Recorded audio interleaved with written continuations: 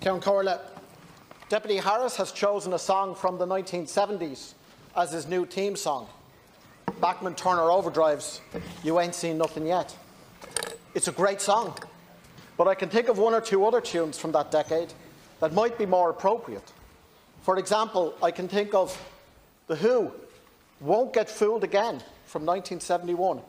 It might sum up the mood of the electorate a little better, and it does have the closing lyric, meet the new boss, same as the old boss.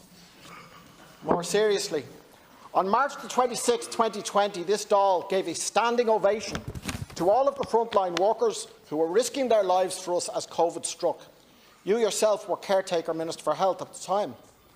Last Sunday week, Easter Sunday, the government cut the pay of public health workers, many of them nurses, who contracted COVID in those times and have suffered from it to this day, long COVID. Leo Varadkar was Taoiseach the day their pay was cut. You will be Taoiseach by this afternoon. So, are you going to reverse that pay cut?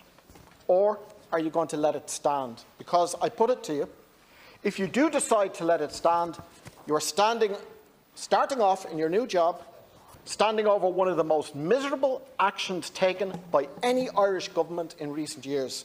And I'll be awaiting your response on that one later today with interest. You project yourself as the great listener, but your track record of listening to trade unionists and to workers' concerns is actually very poor.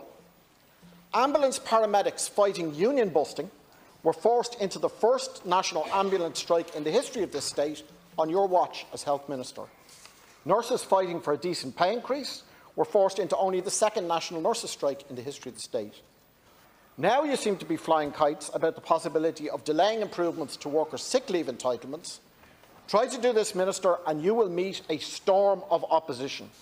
This is a theme I intend to return to this evening. The country needs a general election, a radical change of direction. It is not to your credit that you are choosing to deny the people a general election, nor to the credit of those independent deputies who are assisting you in denying it. The shortest-lived Taoiseach in the history of this state was John Bruton, 924 days.